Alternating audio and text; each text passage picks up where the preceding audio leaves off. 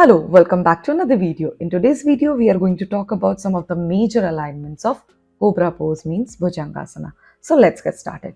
First and foremost, feet parallel, firmly pressing into the mat, kneecaps off and lifted slightly, shin bones active and parallel, and thighs parallel yet pressing down over the mat. Glutes are rounded, belly over the mat, hands away from the shoulder and right next to your body, but fingertips and the entire palm over the mat.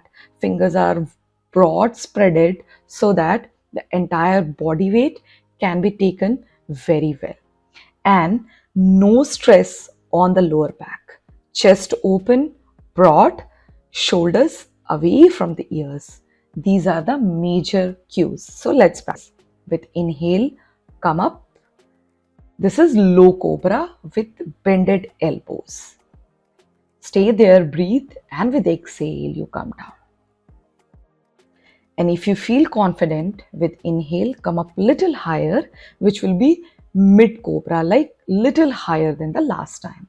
Again, with inhale, you have come up, stay there, keep breathing, and with the exhale, come down.